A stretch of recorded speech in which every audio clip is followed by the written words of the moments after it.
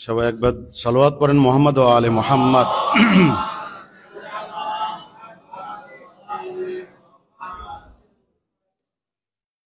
আউযু বিল্লাহি মিনাশ শাইতানির রাজীম। বিসমিল্লাহির রহমানির রহিম।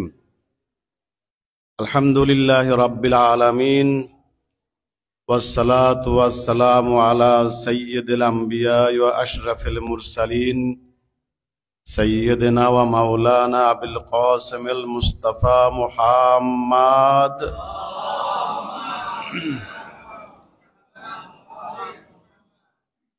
وعلى آله الطيبين الطاهرين المعصومين المظلومين المكرمين سيما بقية الله في الأراضين ولعنة الدائمة على أعدائهم أجمعين من الآن ইলা কিয়াম ইয়াউমিদ্দিন।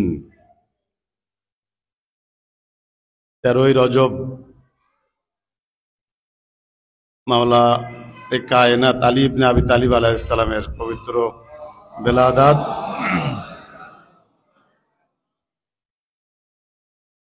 সবাইকে মোবারকবাদ জানাই। যারা যারা যেখানেই মাওলা আলীর প্রতি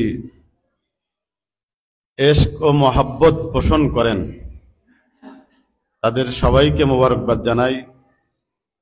মোবারকবাদ জানাই আমাদের জামানার ইমামুল আসর সাহেবাজ জামানকে।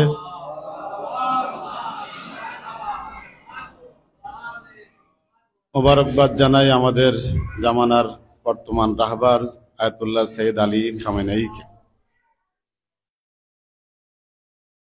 খুবই সুন্দর একটা দিন, জুমার দিনের সাথেও মিলে গেছে আজকে।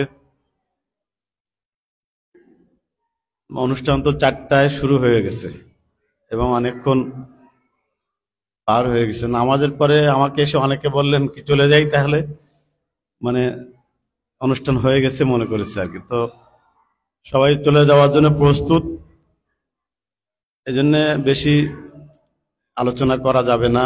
আমার পরে আমার শ্রদ্ধেয় আরিফ ভাই রয়েছেন, উনিও আলোচনা করবেন। আমার গলাটা খুব একটা ভালো না, এখন কোথা থেকে শুরু করতে হবে কিছু বুঝতেছিলাম না। একবার সবাই সালাওয়াত আর মুহাম্মদ ওয়া আলে মুহাম্মদ। আজকে একটা ঘটনা ঘটেছে, মজার ঘটনা। মাওলা আলীর বেলাদাতের দিন একটু মজার ঘটনা বলতে সমস্যা নাই, ওইটা দিয়েই শুরু করি। সেটা হলো যে আমরা সবাই ইতিহাসে পড়েছি যে আলী ইবনে আবি তালিব আলাইহিস সালাম কাবা ঘরের মধ্যে জন্মগ্রহণ করেছিলেন এবং ওনার একটা লাকাব হলো মৌলুদে কাবা, যিনি কাবার মধ্যে জন্মগ্রহণ করেছেন, বেলাদাত হয়েছে। এখন মজার ঘটনা হলো আজকে জুমার নামাজ পড়াবার জন্য গেছিলাম মিরপুরে। খুতবার মধ্যে কথা বলতে বলতে একটা বিষয় এসে গেছে আমার মাথায়, নিজেই বলে নিজেই ফাঁদে আটকে গেছে। মজার ঘটনাটা এই জায়গায়। ফাঁদটা কি? আল্লাহ রাব্বুল আলামিন পবিত্র কোরআনে পাকে সূরা বাকারার 189 নম্বর আয়াতে ইরশাদ করছেন, বলছেন লাইসাল বিররু আনতাতুল বুয়ুতা মিন যুহুরিহা। এটা কোনো ভালো কাজ না, শোভন কাজ নয়, সওয়াবের কাজ নয় যে তোমরা ঘরে প্রবেশ করবে পিছন দিক দিয়ে। হ্যাঁ, ঘরে ঢুকবে ঘরের জন্য কেন পিছন দিক দিয়ে, জানালা দিয়ে, দেয়াল টপকায়ে, এটা কোনো ভালো কাজ নয়। ওয়ালাকিন্নাল বিররা আত-তাকওয়া আনতাতুল বুয়ুতা মিন আবওয়াবিহা। আসল পুণ্য এবং ভালো কাজ হলো তাকওয়া, আর তোমরা বাড়িতে প্রবেশ করবা তার দরজা দিয়ে। এইটা হলো নিয়ম। তো এখন এই আয়াত যে নাজিল হয়েছে, এর আগে পরে হজ সংক্রান্ত আলোচনা আছে এবং তাফসীরের বইগুলোতে আসছে এই কথাটা যে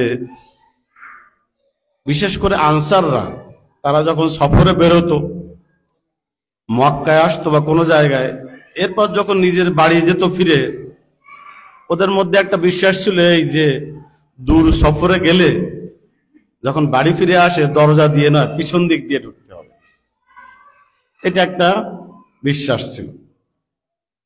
তো তাদের এই কাজটা দেখে আল্লাহ বলেছেন যে এইটা কোনো ভালো কাজ হলো না, পিছন দিক দিয়ে, ওখান দিয়ে ঢুকবে তো চোর ডাকাতরা ঢুকবে দরজার পিছন দিক, ঘরের পিছন দিক দিয়ে, দেয়াল টপকায়। আসল ভালো কাজ হলো তাকওয়াবান হওয়া আর দরজা দিয়ে ঘরে প্রবেশ করা। তো এই কথাটা যদি সবাই মানতো তাহলে তো রাসূলুল্লাহ যখন বলেছিলেন আনা মাদিনাতুল ইলম ওয়া আলিউন বাবুহা, আমি জ্ঞানের নগরী, আল্লাহুম্মা সাল্লি আলা মুহাম্মাদ, আর আলী তার দরজা। ফামান আরাদাল ইলমা আও আরাদাল মাদিনা ফালিয়াতি মিন বাবিহা, কাজে কেউ যদি এই শহরে ঢুকতে চায় তাহলে দরজা দিয়ে আসবে। আয়াত আর এই হাদিস মিলে গেছে। মিললে এটা হলো যে যারা যারা রাসূলুল্লাহর এলেমে, রাসূলুল্লাহর জ্ঞানের নগরীতে প্রবেশ করার জন্য দরজা দিয়ে না গেলে নিশ্চয় পিছন দিক দিয়ে গেছে বা দেয়াল টপকায় গেছে। আল্লাহ বলছেন এই কাজ তো শোভনীয় নয়, ভালো কাজ নয়। শহর, জ্ঞানের শহর, তার দরজা রয়েছে, আলীর মতো দরজা, তোমরা সেই দরজা দিয়েই প্রবেশ করবে। এই পর্যন্ত ভালো ছিল, কিন্তু যে জায়গাটা আমি আটকে গেছে সেটা হলো যে আল্লাহ নিজেই এত ভালো ভালো কথা বললেন, আর আলী ইবনে আবি তালিবের জন্ম কাবা ঘরের মধ্যে, উনি কি, ওনার আম্মা কি দরজা দিয়ে ঢুকছিলেন নাকি দেয়াল ভেঙে ঢুকেছেন? এইটা আমার আটকে গেছে। যে আর কাজটা করেছে কে? এই কাজটা করেছে কে? এবার আপনি বলেন দেখি, কি জবাব দেন? দরজা তো ছিল। শুধু তাই না, দরজার চাবি যাদের কাছে ছিল তারা এসে পরে খুলতে গেছে, দরজাও খুললে না। এখন আল্লাহ যেখানে নিজেই বলছেন ভালোটা হলে এইটা যে দরজা দিয়েই ঘরে আসবা, আর আল্লাহ রাব্বুল আলামিন নিজে এমন একটা কাম করলেন যে আলী ইবনে আবি তালিব আলাইহিস সালামের আম্মা ফাতেমা বিনতে আসাদ যখন দোয়া করলেন, ওই তাওয়াফরত অবস্থায় প্রসব বেদনায় যখন দোয়া করলেন, ঘটনা এগুলোই তো বেলায়েতের ঘটনা।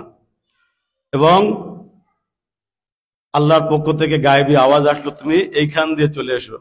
কি হলো? দরজা নয়, দেয়াল ফেটে গেল এবং দরজা হয়ে গেল। উনি বললেন দেয়াল ফেটে দরজা হয়েছে। তো এখন দরজা তো সদর দরজা ছিল। আল্লাহ রাব্বুল আলামিন উপদেশ দিলেন অন্যদেরকে দরজা দিয়ে আসতে, আর উনি নিজে মেহমান করলেন দেয়াল ভেঙে। এটা কেন? এই উত্তর তো আমি প্রশ্ন করে আর আমি আটকায় গেছি। এখন কি উত্তর হবে? আপনারা একটু বলেন দেখি উত্তর কি? আমার পকেটে টাকা আছে, উত্তর দিলে হাদিয়া দেব। হ্যাঁ না, আগে মাসলা সামলান, তারপরে আল্লাহ করছেন। মাসলা হলো আল্লাহ যা বললেন আর করলেনটা কি?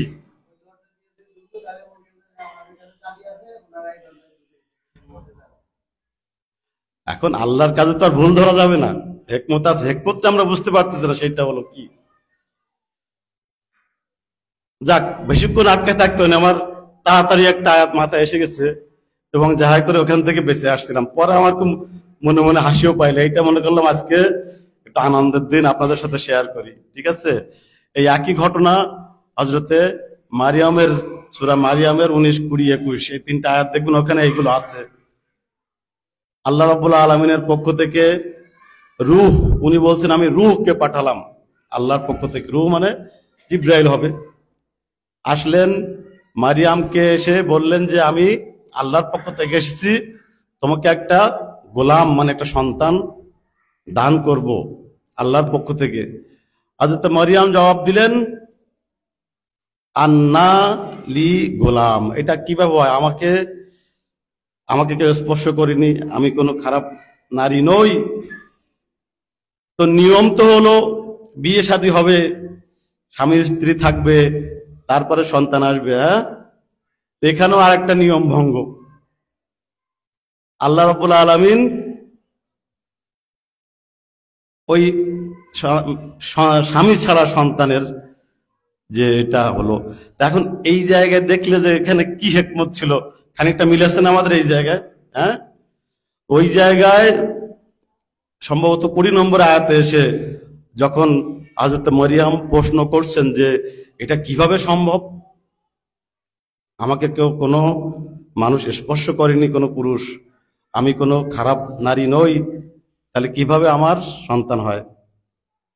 তখন উনি জবাব দিচ্ছেন আল্লাহর পক্ষ থেকে, তোমার রব তো বলছেন হুয়া হাইয়ান লিরাব্বিকি, তোমার রবের জন্য এটা খুবই একটা কঠিন ব্যাপার না, সহজ ব্যাপার, খুব সহজ ব্যাপার। লিনাজআলাহু আয়াতান লিন্নাসি ওয়া রাহমাতান, উদ্দেশ্য যে সন্তান তোমাকে দেব, লিনাজআলাহু আয়াতান লিন্নাস, বিশ্ব মানুষের জন্য, মানবের জন্য। আয়াত মানে নিদর্শন, আল্লাহর নিদর্শন হবে। ঈসা রূহুল্লাহ, আল্লাহর নিদর্শন হবে। সাধারণ স্বামী স্ত্রীর মাধ্যমে যদি হতো তাহলে কি দুনিয়া সব এরকম হয়, বিশেষ কোনো এ হতো না। বলছে আমি বা আমরা তোমার এই সন্তানকে আয়াতান লিন্নাস, বিশ্ব মানবের জন্য আয়াত বা নিদর্শন হিসেবে প্রতিষ্ঠিত করতে চাই। রাহমাতান, এবং এটা আল্লাহর বিশেষ রহমত। এই উত্তরটা যদি এই জায়গায় আনি যে আল্লাহ রাব্বুল আলামিন সদর দরজা থাকতো কেন দেয়াল ভেঙে এনেছেন? আলী কি আল্লাহর আয়াত নিদর্শন করে রাখার জন্য, চিরকালের বিশ্ব মানবের জন্য আলী আয়াত, সালাওয়াত বার মুহাম্মদ ওয়া আলে মুহাম্মদ। তাই জন্য ইরানের কবি শাহরিয়ার না, আলী এই হুমায় রাহমাত তুচে আয়াতি খোদারা, উনি ওনার বিখ্যাত কবিতা যেটা প্রথম লাইনে বলছেন, আলী হলো হুমায় রাহমাত, আল্লাহর বড় রহমত, তুচে আয়াতি খোদারা, আপনি কেমন আল্লাহর আয়াত বা নিদর্শন, বড়। এর এক জায়গায় এসে বলছেন খোদা কসম, আয়াতের কাজ কি? নিদর্শন মানে কি? কোনো কিছুর প্রমাণ দেয়, তাই তো? আয়াত, আল্লাহর আয়াত মানে হলো যে নিদর্শন, আল্লাহর কথা স্মরণ করাবে, আল্লাহকে যে অনুসন্ধান করছে তাকে আল্লাহর কাছে পৌঁছে দেবে। কবি শেষে এসে বলছেন বে খোদা কসম, আল্লাহর কসম করে বলছি, বে আলী শিনাখতাম খোদারা, আলীকে দিয়ে আমি আল্লাহকে চিনেছি। সালাওয়াত বার মুহাম্মদ ওয়া আলে মুহাম্মদ। তাহলে আল্লাহ রব্বুল আলামিন ওই দরজা দিয়ে আলী ইবনে আবি তালিব আলাইহিস সালামকে যদি ভিতরে নিতেন, অন্য সমস্যা হতো, অন্য কথা উঠতো আর কি, যে মারিয়াম মসজিদের মধ্যে থাকতো, কিন্তু যখন সন্তান হওয়ার সময় হলো তখন মাসলা বলল, যারা ওখানে দায়িত্ব ছিল তারা বলল এটা পবিত্র জায়গা, নামাজের জায়গা, সন্তান প্রসবের জায়গা না, তুমি এতদিন ছিলে, এখন বাইরে যাও। হ্যাঁ, আর যদি দরজা দিয়ে ঢুকানো হতো তাহলে বলতো আল্লাহ করেছে, তো কোনো প্রমাণ নাই, বলতো ওদের কাছে চাবি, বনি হাশিমের কাছে চাবি ছিল। কি বলতো ওরা কি গর্হিত কাজটাই না করলো, নিজেদের ঘর বাড়ি থাকতে হ্যাঁ ফাতেমা বিনতে আসাদকে খানা কাবার ভিতরে ঢুকাই দিয়েছে সন্তান হওয়ার জন্য, মাসলা তৈরি করতো অন্য রকমের। আল্লাহ রাব্বুল আলামিন এই পথগুলো সব বন্ধ করেছেন, বলেছেন না, আলী আয়াত। এবং আজও পর্যন্ত দেখেন ওই কথাই সবাই তো যেটা বলে, হ্যাঁ, যে খানা কাবার ওই দেয়ালের ওই জায়গায় এখনো মেরামত হ্যাঁ, করতে হয়, প্রত্যেক বছর মেরামত করতে হয়। এমনও শোনা গেছে যারা বলেন এগুলো তেমন প্রমাণ নাই, কিন্তু এই আলোচনা আছে যে 13 রজবের ঠিক ওই মুহূর্তটাই যে মুহূর্তে আলী ইবনে আবি তালিব আলাইহিস সালামের আম্মা প্রবেশ করেছিলেন, ওই দেয়ালের এই ফাটলটা আবারও একটু সরে যায়, ফাঁক হয়ে যায়। আর যারা আলীর বিরুদ্ধে, তারা কি করে, এটা বন্ধ করে দিয়ে তাড়াতাড়ি বন্ধ করো, এমনকি কিছুক্ষণের জন্য পর্দাও টেনে দেয়, বলে যে মেরামতের কাজ চলছে খানা খাবার আর কি। হ্যাঁ, কিন্তু আল্লাহ রাব্বুল আলামিন চেয়েছেন আলীকে আয়াত হিসেবে প্রতিষ্ঠা করতে, এবং খানা কাবার দরজা দিয়ে নয়, ওই দেওয়াল দিয়ে, যে দেওয়াল চিরকাল সাক্ষী দেবে যে আমার মেহমান ছিল আলী ইবনে আবি তালিব আলাইহিস সালাম। সালাওয়াত আর মুহাম্মদ ওয়া আলি মুহাম্মদ। আরিফ ভাই কাগজপত্র নিয়ে আসছেন, উনি এলমি আলাপ করবেন, আমি একটু গরম করে দিয়ে চলে যাই। একটা আছে নাদে আলীর প্রথম লাইনটা কি আছে, নাদে আলিয়ান মাজহারাল আজায়েব, আলীকে ডাকো যে আলী সমস্ত মানে আজব কাণ্ড কারখানার কেন্দ্র। আর এটা সহজ বাংলা। মাজহারাল আজায়েব মানে কি, সমস্ত আজব কাণ্ড কর্মকাণ্ড এগুলো এর কেন্দ্র হলো আলী, তাকে ডাকো। আলী আলাইহিস সালাম বয়স তখন 19। হযরত সালমান ফার্সির সাথে ততদিনে পরিচয় হয়ে গেছে, উনি ওইখানে। হযরত সালমান ফার্সির বয়স তখন 300 পার হয়ে গেছে। তো সালমান ফার্সি তো মহব্বত ছিল খুবই আহলে বাইতের প্রতি, আলী ইবনে আবি তালিবের প্রতি। কিন্তু 19 বছরের একটা যুবক আর 300 বছরের বেশি একটা কি মুরব্বী থেকে মুরব্বী নাকি। এখন বসে দুইজন বসে গল্প করতেছে আর খোরমা খাচ্ছেন আর কি। খোরমা খাওয়ার গল্প আপনারা অনেক শুনেছেন। রাসূলুল্লাহ এবং আলীও খোরমা খাইতে খাইতে সেই বিচিগুলো সব হযরত আলীর দিকে রাখলেন। তারপরে খাওয়া শেষে রাসূলুল্লাহ অন্যদের সামনে বলছেন, আলী তুমি তো বড় পেটুক, একেবারে এই কথাটাই বললেন। হ্যাঁ, এতগুলো খাইছো? হযরত আলী আলাইহিস সালাম বললেন, আপনিও তো কম পেটুক না। বললেন, কেন? পেটুক তো সেই ব্যক্তি যে খোরমা তার বিচি সহকারে খেলে ফেলে নাকি, এইটা তো আর কেউ করে না, এর বিচি শক্ত, কিন্তু আপনি ওইটাও তো খেয়ে ফেলেছেন, তাই তো পেটুক, আপনিও কম যান না। এই আলী ইবনে আবি তালিব আলাইহিস সালাম, সালমান এত বড় মুরব্বী, একটা করে খায় আর টুক করে ওনার গায়ে মারেন আর কি, মেরে অন্যদিকে ফেরেন, কিছুই যেন বোঝেন না। সালমান বুঝছেন আলীকে সম্মান করেন ঠিক আছে, কিন্তু কামটা কি ভালো হচ্ছে সালমানের সাথে? লাইনটা মনে রাখবেন, আলিউন নাদে আলিয়ান মাজহারাল আজায়েব, আলী সমস্ত আজব কর্মকাণ্ডের কেন্দ্র। উনি খোরমা খেয়ে টুক করে সালমানের গায়ে মারেন। সালমান বিশ্বাসই করতে পারে না যে আলীর যে বয়সটা আমার যে বয়স, এই ধরনের একটা হইতেই পারে আর কি। একবার মারলেন, ঠিক আছে, দ্বিতীয়বার বললেন, আলী এটা কি হচ্ছে, কি হচ্ছে এটা, তুমি এটা কি করতেছো আমার সাথে? তোমার বয়স মাত্র 21 আর আমার বয়স এত, না 19 বছর। 19 বছর। বললেন, আমি তো এখন এই মুহূর্তে তোমার 300 বছরের হিসাব করতেছি না, আমার 19 বছরের একটা কথা মনে পড়েছে। তোমার বয়স যখন 21 ছিল সালমানের, আলী আলাইহিস সালাম কোথায় তখন?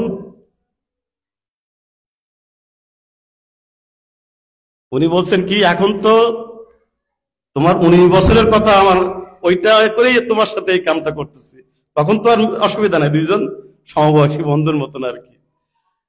যখন উনি বলছেন তোমার বয়স যখন 19, তখনকার একটা কথা আমার মনে পড়েছে। 300 ধরে 19 বাদ দিলে কত থাকে? 281 নাকি? 281 বছর আগের ঘটনা। আলী আলাইহিস সালাম কোথায় ছিলেন? বলতেছেন ওই সময়ের একটা ঘটনা আমার মনে পড়েছে। তাই নাকি? কি ঘটনা?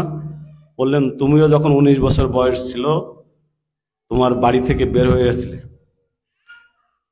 কোথায়? বলা হয় যে ইরানের সিরাজ প্রভিন্স যেটা আছে, এরই কোনো একটা জায়গায় কোন গ্রামে সালমানের বাড়ি ছিল।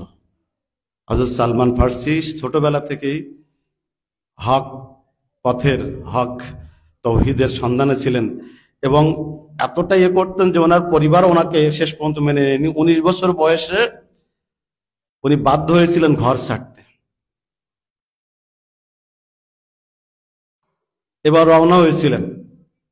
রওনা হয়ে কয়েকদিন ওই বিয়াবন, যেটাকে আমরা বলি মরুভূমির মধ্যে ঘুরে ঘুরে ঘুরে ঘুরে একদিন উনি দেখলেন যে শরীরের অবস্থা কাহিল, একটু গোসল না করলে নয়। উনি গোসল করতে এক জায়গায় পানি ডোবা পেয়েছেন, গোসলের জন্য কাপড় চোপড় খুলে নেমেছেন।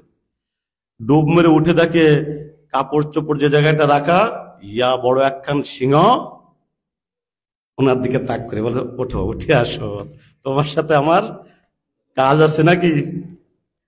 এখন হযরত সালমান, এটা আলী ইবনে আবি তালিব আলাইহিস সালাম বলতেছেন, আর মাঝে মাঝে ওনার কাছে স্বীকার নিচ্ছেন কি আমি কথা ঠিক বলতেছি কিনা। হযরত সালমানেরও 281 বছর আগের কথা, এত অ্যাকুরেট মনে থাকার কথা না, কিন্তু যেহেতু একটা ডেঞ্জারাস ঘটনা ওইটুকু মনে আছে।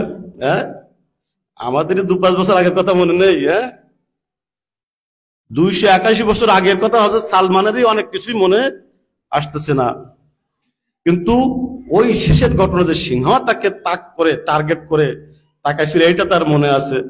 এরপরে কি ঘটেছিল তুমি বলো, তোমার তো স্মরণ করাই দিচ্ছি।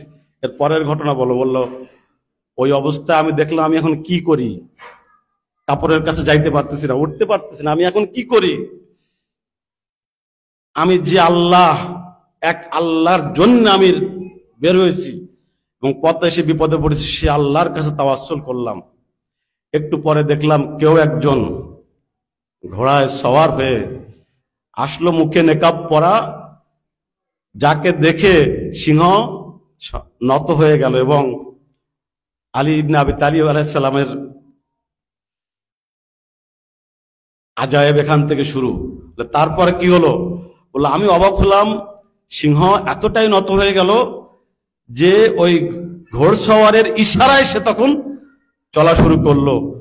এবার 2 রকম বলতেছে যে উনি ইশারা করলেন আর সিংহ সরে গেল। আর একটা রেওয়ায়েত যেটা কম মানে নির্ভরযোগ্য, বলে যে তোমার শাস্তি হলো এইটা, যে যাকে তুমি ভয় দেখাইছো, সিংহকে বলা হচ্ছে, এখন থেকে তুমি তার গোলাম হয়ে থাকবে, সে তোমার পিঠে চড়ে বেড়াবে, তুমি তার গোলাম হয়ে থাকবে। এই ঘটনা যেহেতু সালমান সিংহের উপরে চড়ে বেড়াতো না, কাজে এটা অতটাই না, কিন্তু সে সরে গিয়েছিল। আলী ইবনে আবি তালিব আলাইহিস সালাম বলেন, এর পরের ঘটনা বলো, আরো আগাও কি ছিল। আমি সিংহ সরে যাওয়া দেখে আস্তে আস্তে উঠে আসলাম, কাপড় চোপড় পরলাম এবং তাকে শুকরিয়া জানাবার জন্য কিছুই পাচ্ছিলাম না হাতের কাছে। দেখলাম 2-1টা ফুল ফুটে আছে, কয়েকটা ফুল উঠাই নিয়ে এসে একটা ফুলের কি বলা যায় তোড়া বানিয়ে আমি তাকে উপহার দিয়ে শুকরিয়া জানালাম। আলী ইবনে আবি তালিব আলাইহিস সালাম বললেন, এখন ওই ফুলের তোড়াটা যদি আমি সামনে আনি, চিনতে পারবা? সালাওয়াত বার মুহাম্মদ ওয়া আলে মুহাম্মদ। বললো অনেক দিনের আগের ঘটনা, কিন্তু মনে পড়বে হয়তো। আলী ইবনে আবি তালিব আলাইহিস সালাম বের করে নিয়ে আসলেন, বললেন এইটাই ছিল সেই দিন যেটা আমি তাকে উপহার দিয়েছিলাম। বলে এটার রহস্য কি? বললে এখন বুঝতে পারতেছো,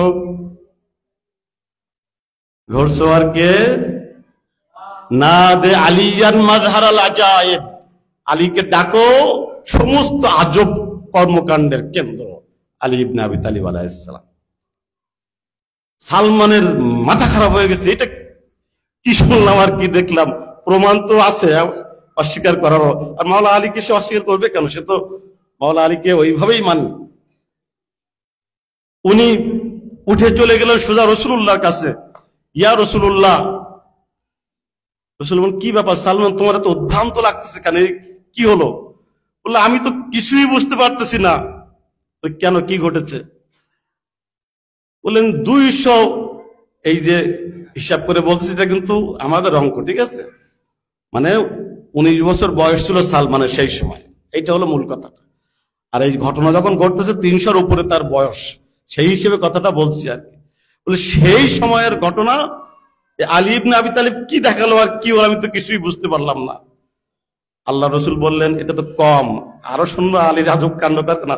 ইয়া রাসূলুল্লাহ আর দরকার নেই আমার আর, হ্যাঁ সালাওয়াত বার মুহাম্মদ ওয়া আলি মুহাম্মদ।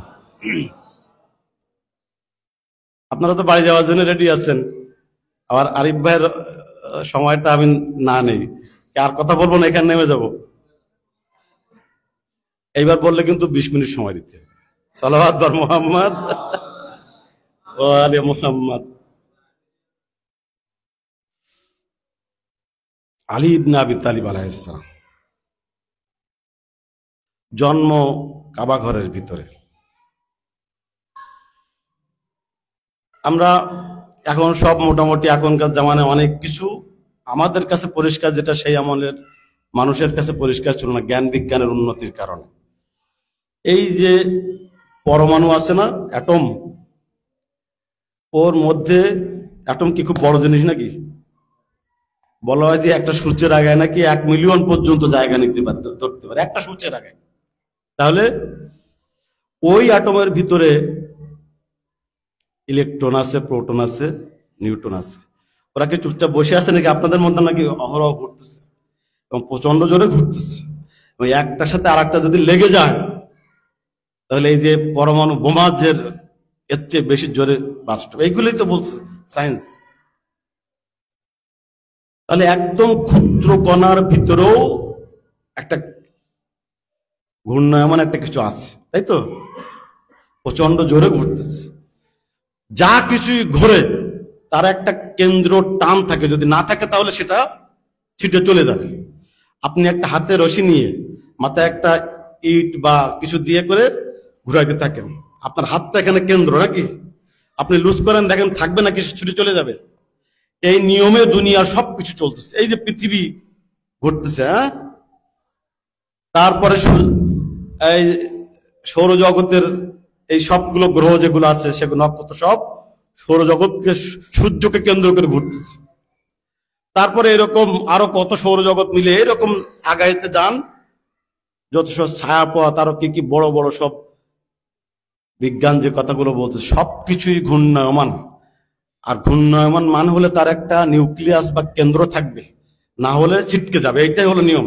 দুনিয়ায় এত বড় বড় কিছু গ্রহ নক্ষত্র, কোনো কিছু ছিটকে যাচ্ছে নাকি? সবই তার নিজের জায়গায়, সবই নিজের জায়গায় বহাল আছে।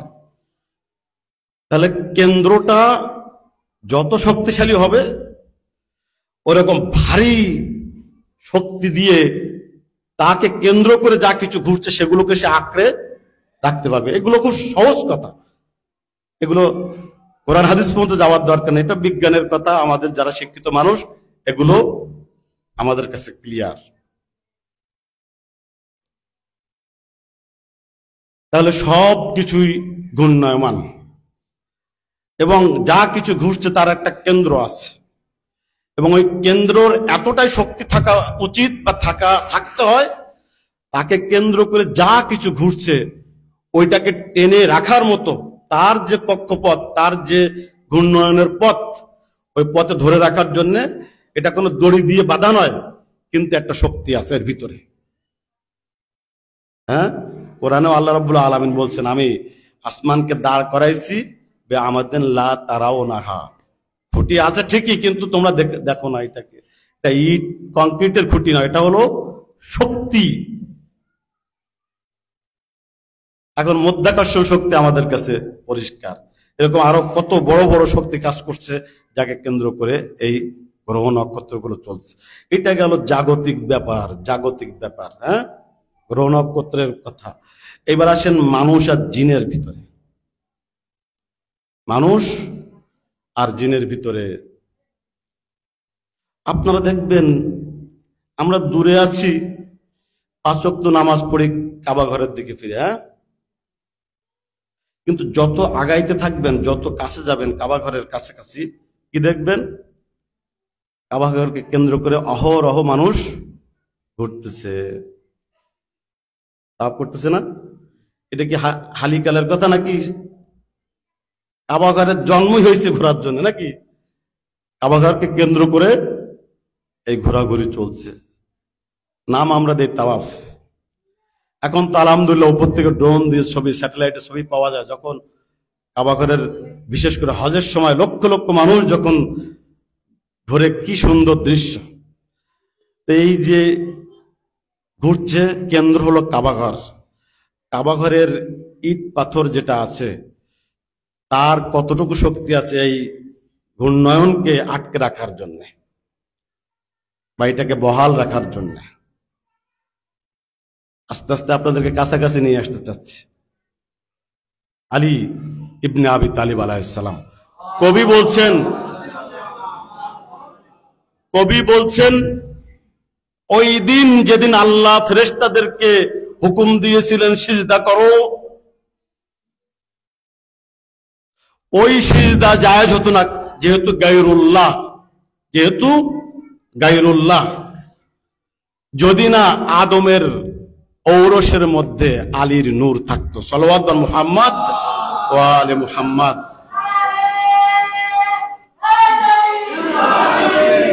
সহিহ রিওয়ায়াত কি আমাদের মাযহাবে আহলে বায়াতের বই কিতাবে, কি আহলে সুন্নাতের বই কিতাবে ভরা।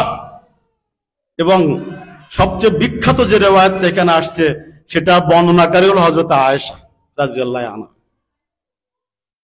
উনি বলছেন, আমি আমার বাবা হযরত আবু বকরকে দেখতাম আলী থাকলে শুধু শুধু আলীর দিকে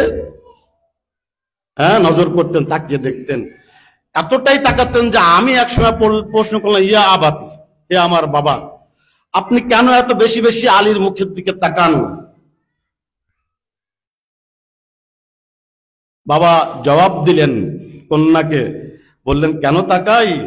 আমি রাসূলুল্লাহকে বলতে শুনেছি, আন নাযারু ইলা ওয়াজহি আলিয়্যিন ইবাদাহ।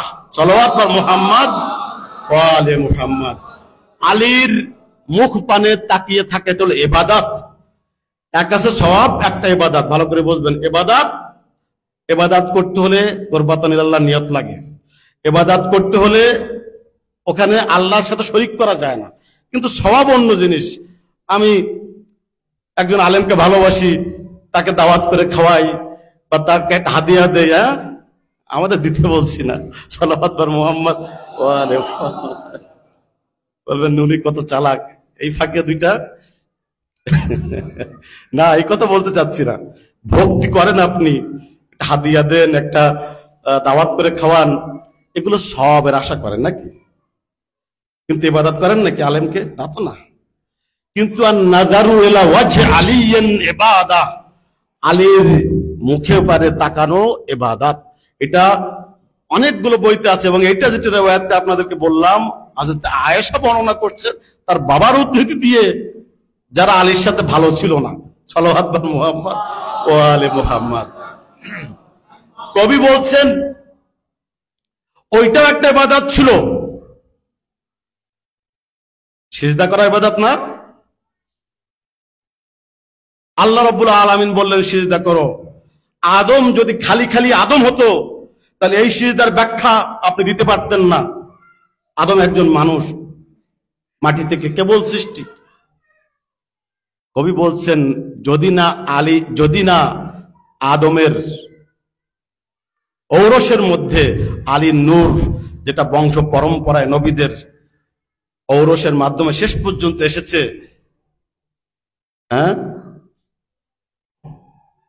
যদি এইটা না থাকতো তাহলে ওই এর ব্যাখ্যা হতো না। এখন আপনি বলতে পারেন আলীর দিকে তাকানো ইবাদত। ফেরেশতারা আলীর দিকেই যে নূর ছিল হযরতে আদমের ঔরসের মধ্যে, সাল্লাল্লাহু আলা মুহাম্মদ ওয়া আলি মুহাম্মদ, আদম এই নূরকে বহন করেছেন। শুধু তাই না, রিওয়ায়াত বলছে যিনি প্রথম এই কাবা ঘরের জায়গা,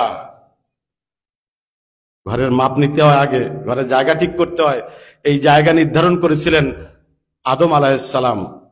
সর্বপ্রথম আল্লাহ রাব্বুল আলামিনের পক্ষ থেকে ফেরেশতা এসেছিলেন একটা পাথর নিয়ে, বেহেশতি পাথর, যে পাথরের এক পাশে নূর আর এক পাশে তাকালে ফেরেশতারা দেখতো হযরত আলী ইবনে আবি তালিব আলাইহিস সালামের মুখের চেহারা। আদম আলাইহিস সালাম আল্লাহর হুকুমে, তখন তো জমিন, এই যে জায়গাটা, এই জায়গাটা নির্ধারণ হলো কিভাবে? আল্লাহর হুকুমে ফেরেশতার মাধ্যমে আদম আলাইহিস সালামকে বলা হলো এইখানে রাখার জন্য। সেই পাথরের নূর দেখবেন কোন জিনিস যখন উজ্জ্বল হয়ে জ্বলে, কিছুটা জায়গা বেশি উজ্জ্বল, যত দূরে যাবেন তার উজ্জ্বলতা কমতে কমতে একসময় আর দেখা যাবে না। এটাই তো ওই পাথরের যে নূরটা সবচেয়ে জোরদার ছিল, জোরালো ছিল, সেটা হলো কাবা ঘরের চার দেয়ালের এই অংশটুকু। এরপরে যখন আরেকটু দুর্বল নূর যেটা, সেটা হলো হেরেম শরীফ, যেটা মসজিদুল হারামের এরিয়া, এবং আরো দুর্বল আলো যতটুকু গেছে সেটা হলো হেল্লওয়াল হারাম যেটাকে বলা হয়, অর্থাৎ যেখান থেকে এইবার আপনি ঢুকতে গেলে এহরাম বেঁধে ঢুকতে হয়, অনেক দূর থেকে ঢুকতে হয় না, তত দূর পর্যন্ত এরিয়া ওই নূরের। আদম আলাইহিস সালাম আনলেন, জায়গা নির্ধারণ করলেন। নূহ আলাইহিস সালাম কি ছিলেন? কাঠমিস্ত্রি ছিলেন না? নৌকা বানাইছেন না? কাঠমিস্ত্রি। ঘর বানাইতে গেলে কত কিছু লাগে, জায়গা লাগে, কাঠমিস্ত্রি লাগে, রাজমিস্ত্রি লাগে, তারপর বড় কিছু হলে একদিন উদ্বোধন করার জন্য আরেকটা আয়োজন লাগে নাকি, এটা ফলক লাগে। আদম আলাইহিস সালাম জায়গা নির্ধারণ করেছেন, নূহ আলাইহিস সালাম কাঠমিস্ত্রির কাজ করেছেন, ইব্রাহিম আলাইহিস সালাম রাজমিস্ত্রির কাজ করেছেন। ঘর যখন তৈরি হয়ে গেছে, উদ্বোধন করে ছোটখাটো কেউ না, বড় কেউ। আপনারা আল্লাহর রসুলের কথা জানেন, উনি সেই পাথর যেটা নিয়ে গন্ডগোল হচ্ছিল কাবা ঘর পুনর্নির্মাণের পরে, এখন পাথরটাকে নিয়ে বসাবে, হাজরে আসওয়াদ, কালো পাথরটা। আল্লাহ রসুল যে ফয়সালা দিলেন, কি কেউ ধরবা না, এখানে চাদর বিছাও, আমি উঠাই দেব, সবাই মিলে চাদরের চারপাশ ধরবা, ওইখান নিয়ে নামায় রাখবা, আমি আবার উঠে ওখানে বসাবো। হয়ে গেল ফলক, উদ্বোধনী ফলক। যখন ঘর কমপ্লিট, ওই কবি, যে কবির কথা এতক্ষণ ধরে বললাম, সেই কবি বলছে, এবার মূল পর্ব। আদম থেকে খতাম পর্যন্ত যে আয়োজন চলেছে, কিসের জন্যে? আল্লাহ রাব্বুল আলামিন 3 দিনের মেহমানদারি করবেন এই ঘরের যিনি অতিথি। সালাওয়াত বার মুহাম্মদ ওয়া আলে মুহাম্মদ।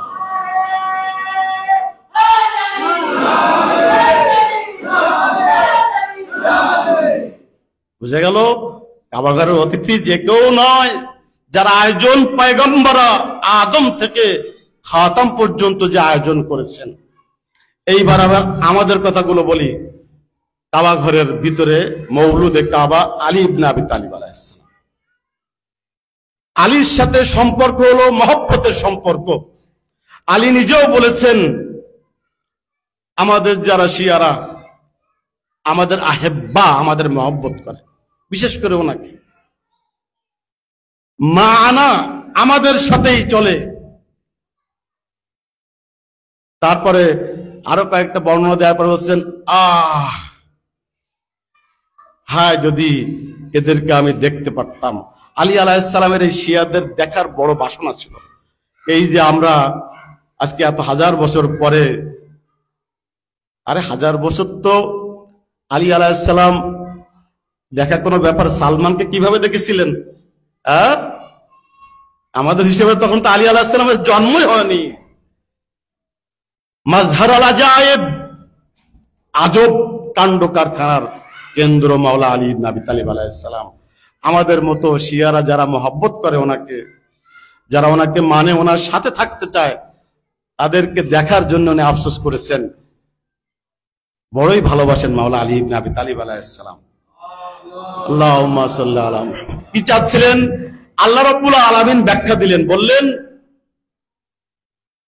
লাউ ইজতামাউল নাস আলা হুব্বে আলিয়্যিন, যদি মানুষ সবাই আলীর মহব্বতে একাট্টা হয়ে যেত, লামা খালাকতুন নার, আমি আল্লাহর জাহান্নাম সৃষ্টি করতাম না। তাহলে এই যে আলীর সাথে সম্পর্কটা কি? উনি তো সমস্ত মানব জাতির কথা বলেছেন, সব সময়ের, ওই সময়ের ফেরেশতারা পর্যন্ত যখন ওই যেটা বললাম আদমের সিজদা করার ব্যাপার, আলী তখন, আলী ওই সময়, আলী এখন, এবং আলী হাউজে কাউসার পর্যন্ত আমাদের জন্য, মানুষের জন্য, আল্লাহর বান্দাদের জন্য আলী মাওলা সালাওয়াত আর মুহাম্মদ ওয়া আলী।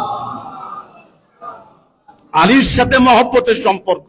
একটু আগে বলছিলাম গ্রহ নক্ষত্র ঘুরে একটা টান আছে, আকর্ষণ। ওটা কিসের শক্তি?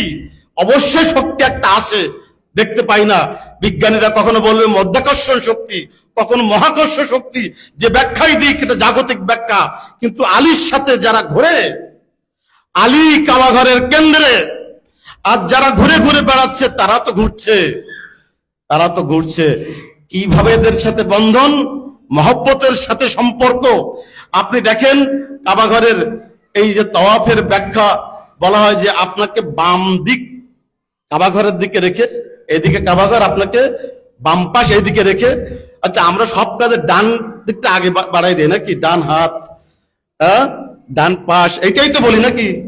ওখানে কেন বাম পাশ? আপনি ডান পাশ দিয়ে ঘুরবেন, উল্টা ঘুরবেন, আপনার তাওয়াফ বাতিল, এটা বেয়াদবির শামিল হবে। ওইটা কেন বাম পাশ? উলামায়ে কেরাম ব্যাখ্যা দিচ্ছেন, কারণ আপনার কলবটা বাম দিকে, আপনার কলব বাম দিকে। কাবা ঘরের ভিতরে মাওলা আলী, তার সাথে আপনার যে মহব্বতের সম্পর্ক, আপনি এই দিক ফিরবেন তা উল্টা হয়ে যাবে। কাবা ঘরের মেহমান আলী ইবনে আবি তালিব আলাইহিস সালাম। আপনি যে ঘুরছেন, আপনি মহব্বতের টানে ঘুরছেন, আর আপনার কলব সেই মহব্বত পোষণ করে, ধারণ করে। আপনার সাথে কাবা ঘরের সম্পর্ক। এখন যে আমরা রিওয়ায়াতে পাই আন-নাযারু ইলাল কাবা ইবাদাত, কাবা ঘরের দিকে তাকানো ইবাদত, এটা আছে না? খুবই দুঃখ লাগে। আমি আল্লাহ যেবার তৌফিক দিয়েছিল, আমার সাথে যারা ছিল, আমরা 6 জন একসাথে, সেদিন জুমার দিন ছিল, তার নিচে আর জায়গা পাইনি, যে নতুন এখন বিল্ডিং মসজিদুল হারাম হয়েছে, ওই উপরে যে আমরা বসছি, তা আমি এতটুকু চেষ্টা করলাম যে আগাইতে একদম সামনে এসে যে গ্লাস আছে ওইখানে এসে বসা, যাতে ইমাম সাহেবকে দেখা যায়। আমার সঙ্গী যে 2 জন ভাই ছিল, তারা আমার সাথে আগাইতে চাইলো না। তারপরে আমি এখন টেনে আনলাম। এরপরে বললো কি, আমার বলতেছে, ভাই কাবা ঘরের দিকে তাকায়েন না। কেন? কাবা ঘরের দিকে তাকানো মাকরু। আলীর